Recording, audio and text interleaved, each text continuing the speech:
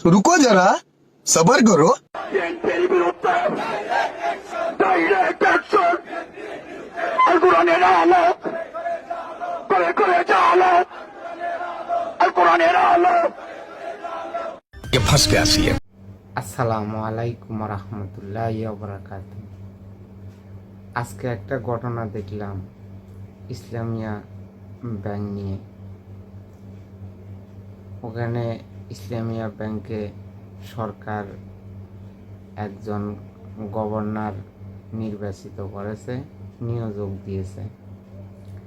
এর বিরোধিতা করতে আছে জামাত ইসলামী, বিভিন্ন রূপ ধারণ করে, সাধারণ জনগণের রূপ ধারণ করে ইসলামিয়া ব্যাংকের গ্রাহক এর রূপ ধারণ করে তারা আন্দোলন শুরু করেছে।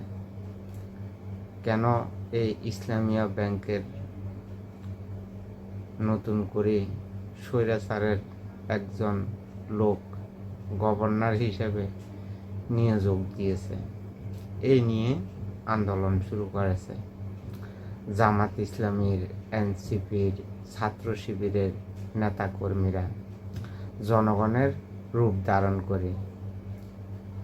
এখন এই জামাত ইসলামীর আর ছাত্র শিবিরের বহুরূপী সন্ত্রাসীরা এখন বলা শুরু করছে স্বৈরাচারের মতো নাকি প্রশাসন তাদের উপরে হামলা শুরু করেছে।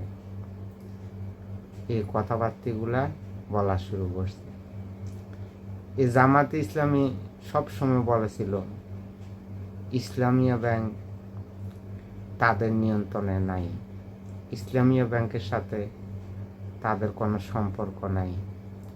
যদি সম্পর্ক নাই থাকে তাহলে তারা কেন সাধারণ জনতার রূপ ধারণ করে, ইসলামিয়া ব্যাংকের গ্রাহকের রূপ ধারণ করে তারা কেন আন্দোলন করতে আছে?